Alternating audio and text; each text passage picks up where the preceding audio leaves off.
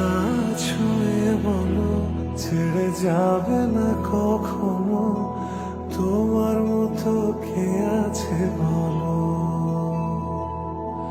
এ গাছ ছুঁয়ে বলো ছেড়ে যাবে